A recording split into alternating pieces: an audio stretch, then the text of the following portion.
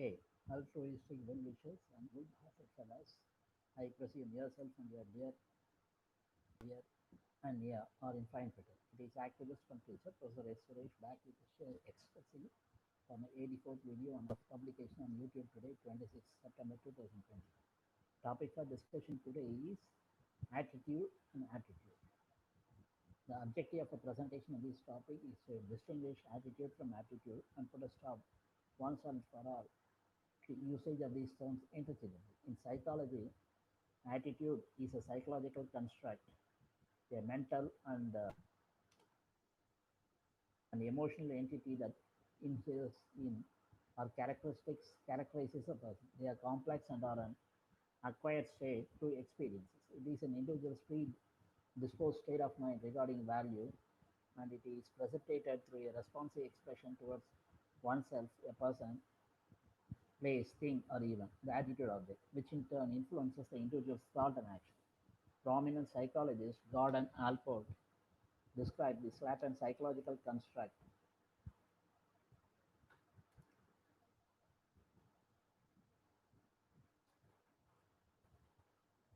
as the most distinctive and indispensable concept in contemporary social psychology. Attitude can be formed from a person's past and present. Key topics in the study of attitudes include attitude strength, attitude change, consumer behavior, and attitude behavior relationships. An attitude is an evaluation of an attitude object ranging from extremely negative to extremely positive. Most contemporary perspectives on attitudes permit that people can also be conflicted or ambivalent toward an object by simultaneously holding both positive and negative attitudes towards the same object. This has led to some discussion of whether the individual can hold multiple attitudes towards the same object. An attitude can be a positive or negative evaluation of people, objects, events, activities, and ideas. It could be concrete, abstract, or just about anything in your environment. Though it is sometimes common to define an attitude as affect towards an object, affect that is discrete emotions or overall arousal, is generally understood as an evaluative structure used to form attitude objects.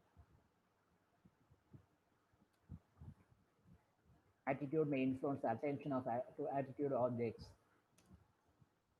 The use of categories for encoding information and the interpretation, judgment, and recall of attitude relevant information. These influences tend to be more powerful for strong attitudes, which are accessible and based on elaborate supportive knowledge structure. The durability and impact of influence depends upon the strength formed from consistency of heuristics.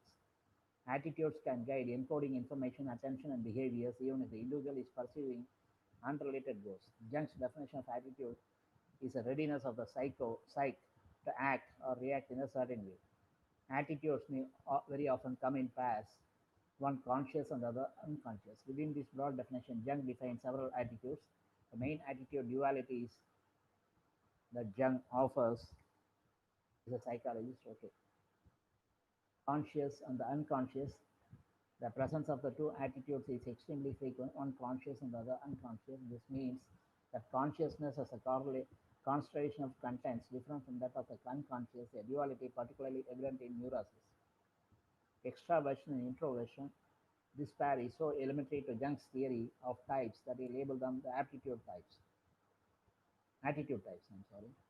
Rational and irrational attitudes. I conceive reason as an attitude. The rational attitude subdivides into the thinking and feeling psychological functions such as each with its attitude. The irrational attitude subdivides into the sensing and intuition psychological functions each with its attitude. There is thus a typical thinking, feeling, sensation, and intuitive attitude.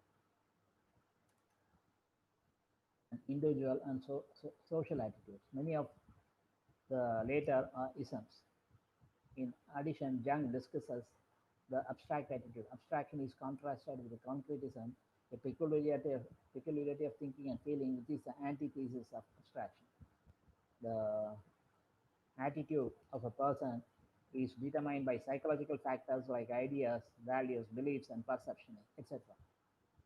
All these have a complex role in determining a person's attitude. Values are ideas, guiding principles in one's life, or overarching goals that people strive to attain. Beliefs are cognitions about the world, subjective probabilities that an object has a particular attribute or that an action will lead to a particular outcome. Beliefs can be patently used, patently unequivocally false. It was found that beliefs are tenaciously held and highly resistant to change. Another important factor that affects attitude is symbolic interactions.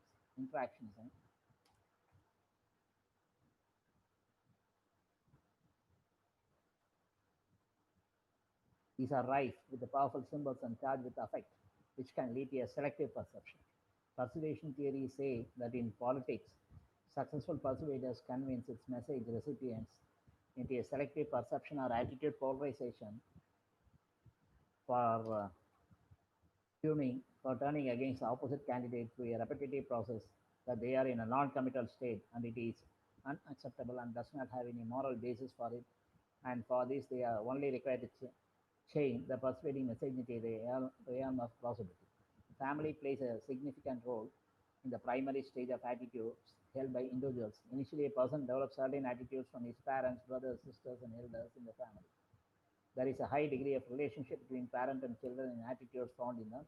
Societies play an important role in formatting the attitudes of an individual. The culture, the tradition, the language, etc., influence a person's attitude.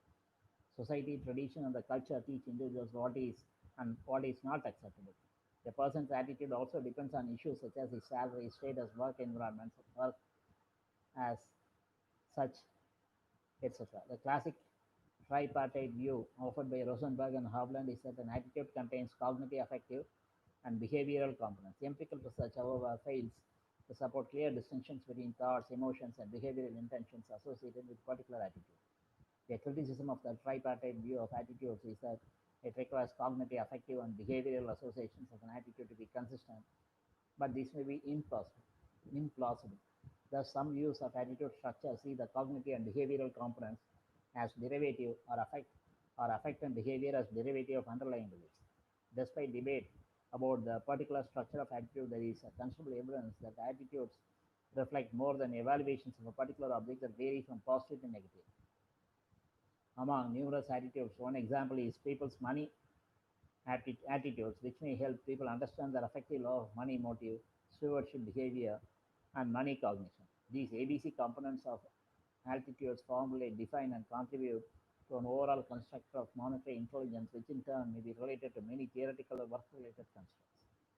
There is also a considerable interest in intra-attitude, attitudinal and inter-attitudinal structure, which is how an attitude is made and how different attitudes relate to one another. This connects different attitudes to one another and to more underlying psychological structures such as values or ideology. Another classic view of attitudes is that attitudes serve particular functions for individuals.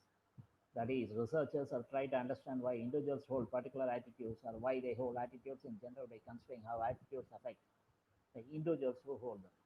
Daniel Kahneman, for example, writes that attitudes can serve instrumental, adjustive, or utilitarian, ego defensive, value expressive, or knowledge functions. This functional attitude theory suggests that in order for attitudes to change, appeals must be made to the functions that a particular attitude serves for the individual. As an example of the ego defensive function might be used to influence the racially prejudicial attitudes of an individual who sees themselves as an open-minded and tolerant. By appealing to that individual's image of themselves as tolerant and open-minded, it may be possible to change the prejudicial attitudes to be more consistent with their self-concept. Similarly, a persuasive message that threatens self-image is much more likely to be rejected. Daniel Kahneman classified attitudes into four different groups based on their functions. Utilitarian provides us with a general approach or avoidance tendencies. Knowledge helps people organize and interpret new formation. Ego defensive attitudes can help people protect their self-esteem. Value expressive used to express central values of beliefs or beliefs. Unlike personality, attitudes are expected to change as a function of experience.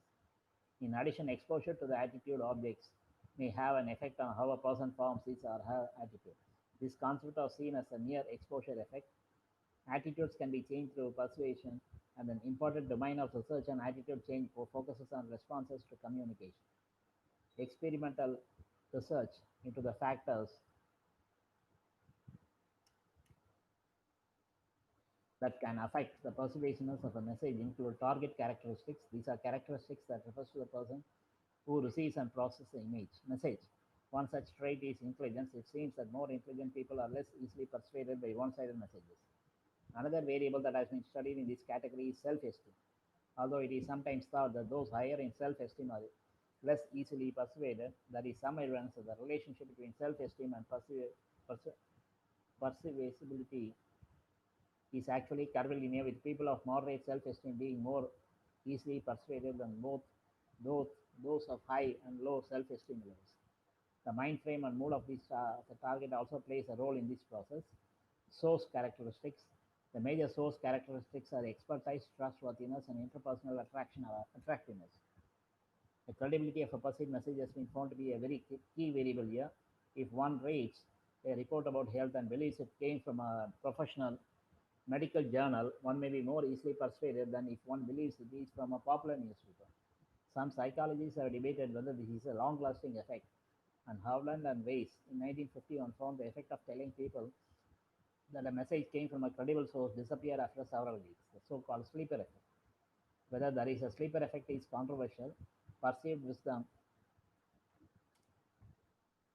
is that if people are informed of the source of a message before hearing it, there is less likelihood of a sleeper effect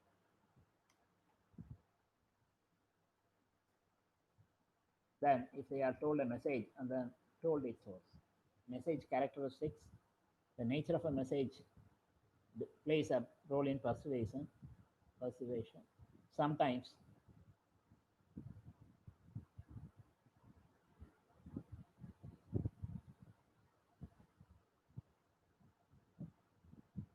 presenting both sides of a story is useful to help change attitudes. When people are not motivated to process the message, simply the number of arguments presented in a persuasive message will influence attitude change, such that a greater number of arguments will produce greater attitude change. Cognitive roots. A message can appeal to an individual's cognitive evaluation to help change an attitude. In the central root to persuasion, the individual is presented with the data and motivated to evaluate the data and arrive at an attitude changing conclusion. The peripheral route to attitude change, the individual is encouraged to not look at the content but at the source. This is commonly seen in modern advertisements that feature celebrities. In some cases, physicians, doctors, or experts are used. In other cases, film stars are used for their attractiveness. Emotion is a common component in persuasion, social influence, and attitude change. Much of attitude research emphasized the importance of affective or emotion components. Emotion works hand in hand with the cognitive process or the way we think about an issue or situation. Emotional appeals are commonly found in advertising, health campaigns, and political messages. Recent examples include no smoking health campaigns and political campaign advertising, emphasizing the fear of terrorism. Attitudes and attitude objects are functions of cognitive, affective, and cognitive components. Attitudes are part of the brain's associative networks, spiral-like structures residing in long-term memory that consist of affective and cognitive nodes. By activating an affective or emotion node, attitude change may be possible, though affective and cognitive components tend to be in, intertwined. In primarily affective networks, it is more difficult to produce cognitive counter arguments in the resistance to persuasion and attitude change. Affective forecasting, otherwise known as intuition, or the prediction of emotion also impacts attitude change. Research suggests that predicting emotions is an important component of decision making in addition to the cognitive process. How we feel about an outcome may override purely cognitive rationals. Important factors that influence the impact of emotion appeals include self-efficacy, attitude accessibility, issue involvement, and message source features.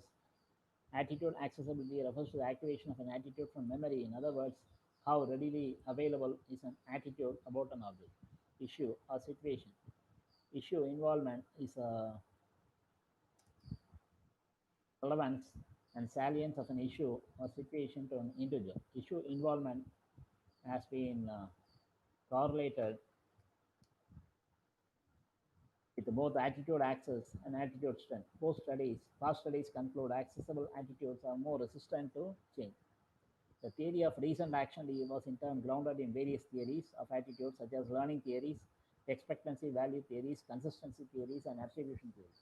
According to the theory of recent action, if people evaluate the suggested behavior as positive attitude, and if they think the significant others want them to perform the behavior subjective norm, this results in a higher intention, motivation, and they are more likely to do so. A high correlation of attitudes and subjective norms to behavioral intention and subsequently to behavior has been confirmed in many studies.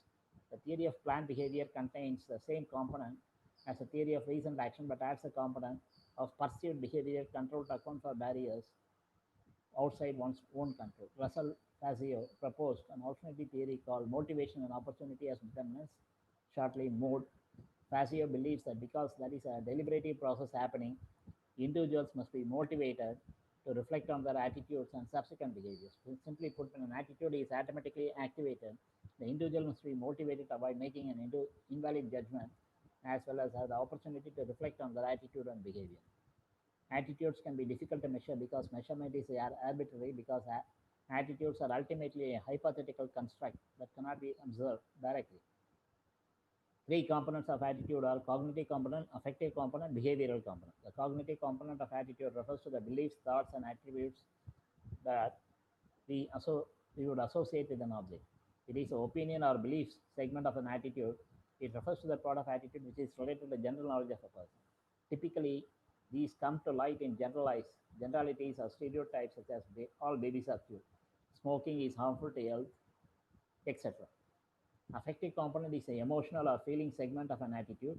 It is related to the statement which affects another person. It deals with feelings or emotions that are brought to the surface about something, such as fear or hate.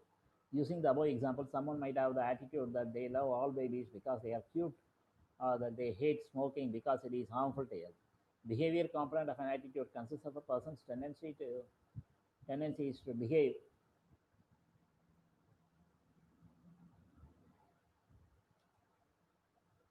in a particular way towards an object. It refers to that part of attitude which reflects the intention of a person in the short run or long run. Basically, the cognitive component is based on information or knowledge, whereas the affective component is based on the feelings.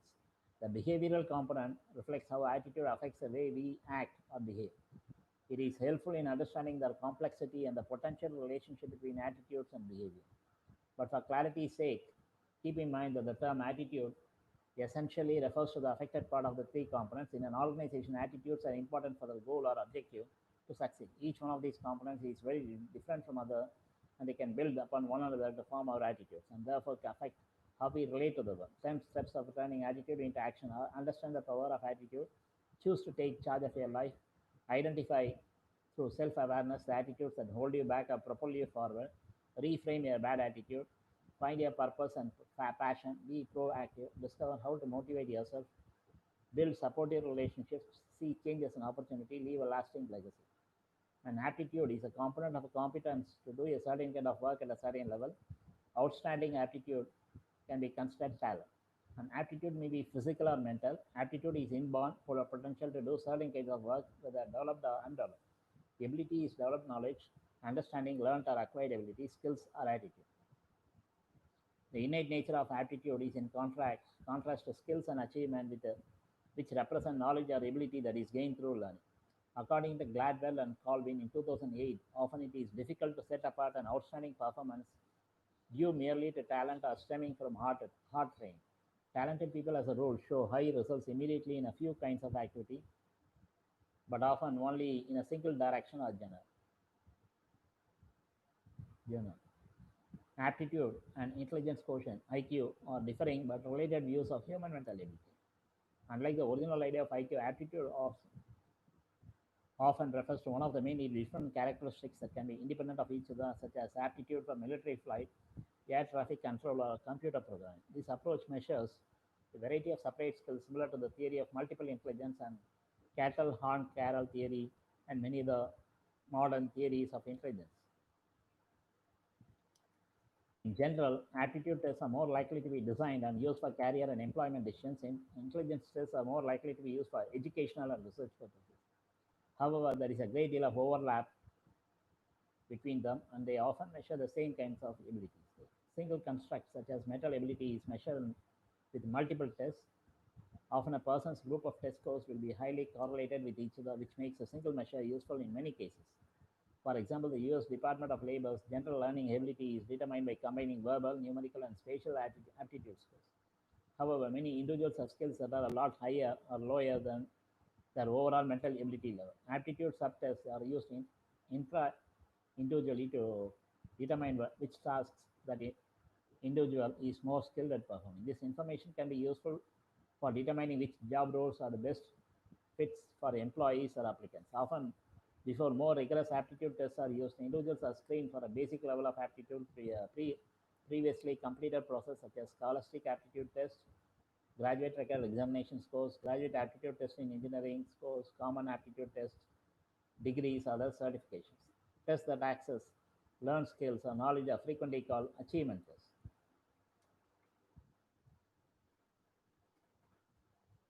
Certain tests can access both types of constructs. An example that leans both ways is the Armed Services Vocational Aptitude Battery (ASVAB), which is given to recruits entering the armed forces of the US. Another is a SAT, Scholastic Aptitude Test, which is designed as a test of aptitude for college in the US but has achievement elements. For example, if test mathematical reasoning, which depends upon both upon mathematical ability and education received in mathematics, aptitude tests can be typically be grouped according to the type of cognitive ability they measure. As fluid intelligence, the ability to think and reason abstractly, effectively, solve problems, and think strategically. It is more commonly known as street smarts or the ability to quickly think on your feet. An example of what employees can learn from one's fluid intelligence is one's suitability for the role for which one is applying. Crystallized intelligence, second one, the ability to learn from past experiences and apply this learning to work-related situations. Work situations that require crystallized intelligence include producing and analyzing written reports, comprehending work instructions, using numbers as a tool to make effective decisions, etc. Commonly recognized aptitudes that are testable include general learning ability, verbal aptitude, numerical aptitude, form perception, clerical checking, also called as graphoria, inductive reasoning aptitude, also called differentiation or inductive learning ability, finger dexterity aptitude, number series aptitude, ideaphoria, also known as creative imagination, creativity, also known as remote association, language learning aptitude, mechanical comprehension, spatial reasoning, also known as spatial visualization, space visualization or structural visualization, symbolic reasoning aptitude, also known as analytical reasoning, visual memory, visual pursuit, also known as line tracing. The terminology for the individual aptitudes has not been standardized because each organization that produces aptitude batteries has its own terms. Skills, abilities, and aptitudes are related but distinct descriptions of what a person can do and should not be conflated. Skills are a backward looking description. Skills describe what a person has learned to do in the past. Abilities are a present description. Abilities describe what a person can do now. Aptitudes are a forward looking description. Aptitudes describe what a person has the ability to do in the future. They describe what a person can learn to do. Aptitude is a degree of readiness to learn and perform well in a particular situation. Flexibility, expandability. Examples of academic aptitudes: to use previously acquired knowledge and skill appropriately, to make good inferences and generalizations, to manage one's emotions, to persist. Gifted is usually conflated with cognitive ability. Aptitude is a more inclusive concept than talent and a much more inclusive concept than ability. Inherently developmental and multidimensional. Emphasizes symbiotic configurations of affective and cognitive traits or propensities. Resonates with demands and affordances of the educational training context, inferring aptitude from retrospectively from rapid acquisition of knowledge skills in a domain, comparatively high performance on tasks that share critical cognitive, affective, or cognitive processes. And aptitude is not the same thing as ability or interest, as it is more specific, measuring only certain aspects of functioning within a limited range. A person with a variable verbal ability cannot have aptitude for all the different tasks or occasions connected with verbal ability. The delimitation of the area is a result of influence of the environment and personal cultivation for a period of time. Aptitude is only in part inborn or native. The most appropriate explanation of aptitude is given by Bingham, which is included in Warren's Dictionary of Psychology. He defines aptitude as a condition or set of characteristics regarded as symptomatic of an individual's ability to acquire with training some usually specified knowledge, skill characteristics regarded as symptomatic skill or set of responses such as ability to speak a language to produce music. Bingham further states that aptitude is a measure of probabilities of success of an individual with the training in certain type of situations, such as playing violin. So aptitude is something more than ability. It is ability plus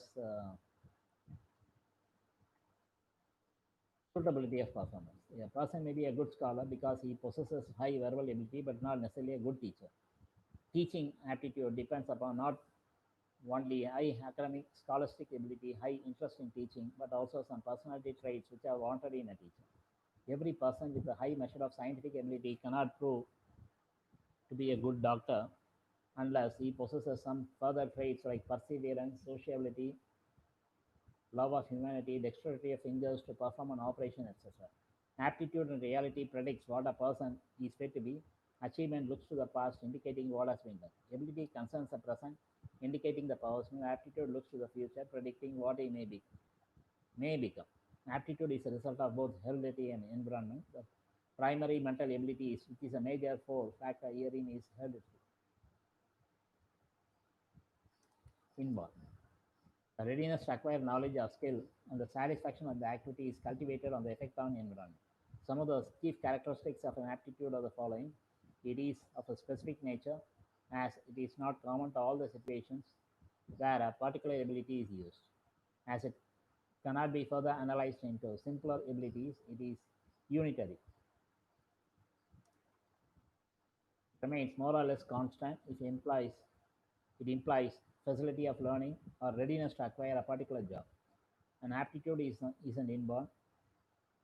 It is a combination of inborn capacities and developed abilities and skills, etc. Such combinations of inborn capacities and acquired abilities make the person what he is at any given time and predicts what he may have become. Bingham states that the concept of aptitude lies in three assumptions. An individual's potentialities are not equally strong. Individuals differ from one another in their potentialities. Many of these differences are stable. That word aptitude refers to a natural capacity or a predisposition to perform a certain task faster and more accurately than the average person. Aptitudes are measured by tests called work samples, standardized distinct examples of the purported capacity to be measured. A score on an aptitude test measures a person's capacity for a certain activity or behavior. It does not measure how extensively he has used that potential. Aptitudes differ to be very stable over time. Aptitude scores are an indication of motivation in a particular direction. Some people have ideal aptitudes for a career but no desire to pursue it. High aptitudes demand usage. Working hard to compensate for low aptitudes is not as crucial as a problem of ignoring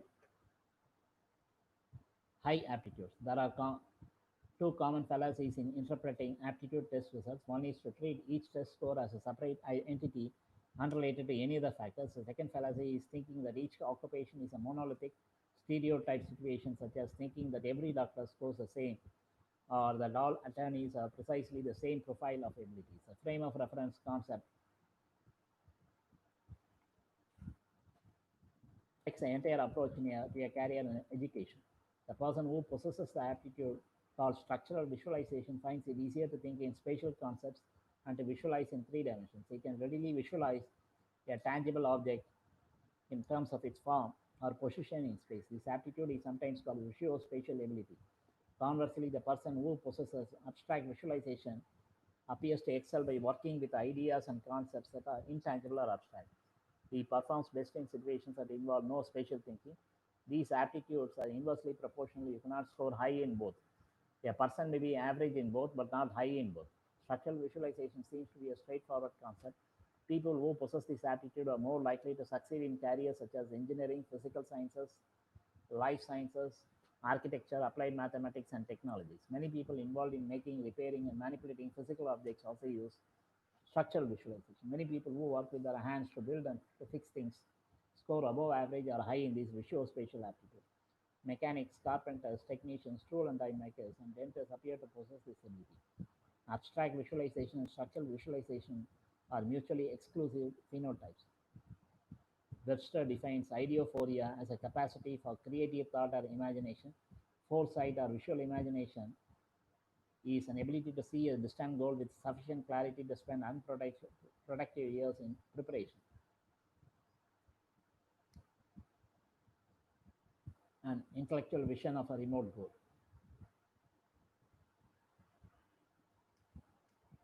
or an ability to see the possibilities in a situation. Analytical thinking is an aptitude for organizing information or detailed planning.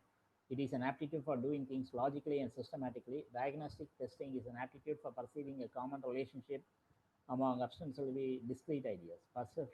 Perceptual speed is an aptitude for focusing one's eyes on details in paperwork. Dexterity is adroitness in using the hands. Associative memory is an ability to learn two names for the same concept or to associate two related facts.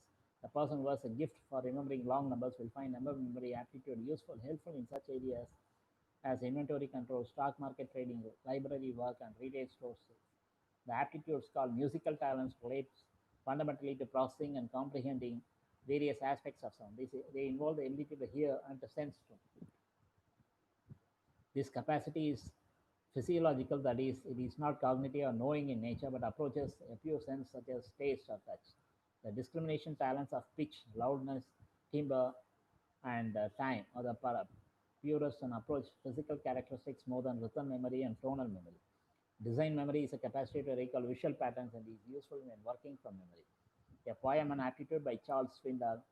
Attitude is more important than facts. It is more important than the past, than education, than money, than circumstances, than failures, than success, than what other people think or say to do. It is more important than appearance, giftedness, or skill. It will make or break a company, a home, a relationship. The remarkable thing is we have a choice every day regarding the attitude we will embrace for the day. We cannot change our past. We cannot change the fact that other people will act in a certain way. We cannot change the inevitable. The only thing that we can do is play on the one string we have, and that is our attitude. And convinced that life is 10% of what happens to me, and 90% is how I react. So basically, attitude has to do with psychology, a complex mental state involving beliefs and feelings and values and dispositions to act in certain ways. Whereas aptitude is an inherent ability. Of course, we can build on it.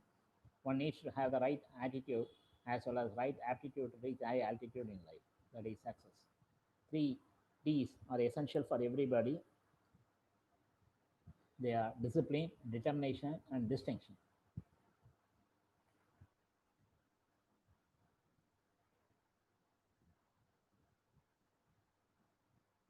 Attitude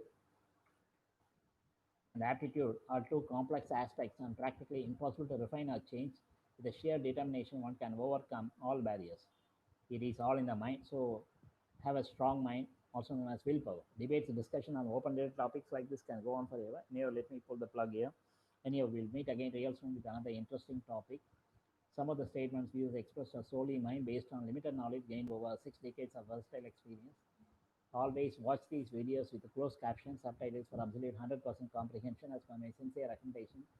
Zillion times over. I know I rushed through to complete the presentation within 20 minutes max, which is a time limit I had set myself to read in the viewer's attention as a norm. I know I I can't say I exceed. I take almost double the time because I make honest attempts to cover the selected topics more elaborately, including so many intricate fine details, referring a wide variety of sources, in particular Wikipedia quite extensively, besides articles and books published recently. Besides, of course, I add sprinkle my own salt and pepper and season it with my personal experience so far in my life and also intuition. Stay at home as much as possible to maintain social distancing attributed to pandemic novel COVID-19 and prolonged your lifespan. Lead a healthy life. God alone can put a stop to natural unnatural events, maybe bio war and cyber war events like pandemics, which may lead to apocalypse and extinction of all sentient species for no fault of theirs. Rest in peace and harmony.